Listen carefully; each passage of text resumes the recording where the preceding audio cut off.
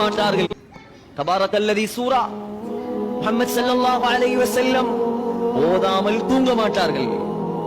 சூரா சஜதா முஹம்மது ஸல்லல்லாஹு அலைஹி வஸல்லம் ஓதாமல் தூங்க மாட்டார்கள்.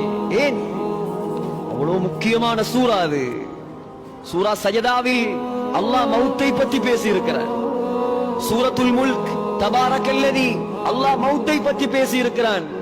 தூக்கம் என்பது அது ஒரு சிறு மௌத்து. தூங்கியவர் எழும்பாவிட்டால் என்ன சொல்லுவோம்?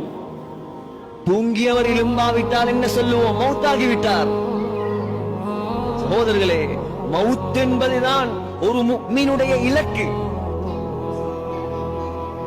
நான் ஹாரூன் ரஷீத் என்பதாக ஒரு மன்னர் இருந்தார். ஹாரூன் ரஷீத் எவ்வளவு பெரிய மன்னர் என்று சொன்னா, உலகத்தில் 3 ஒரு பகுதியை ஆட்சி செய்தவர்.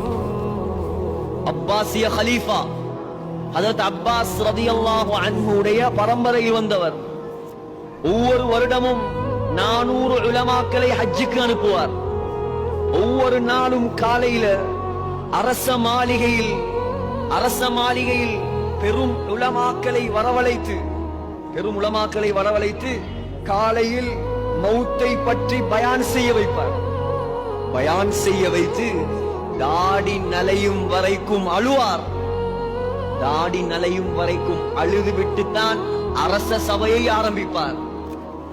அரச சபையாக இருக்கலாம், ஆண்டியுடைய சபையாக இருக்கலாம், திருமண வீடாக இருக்கலாம், சுன்னத்து வீடாக இருக்கலாம், எல்லா இடத்திலும் ஞாபகப்படுத்தப்பட வேண்டும் மௌத்.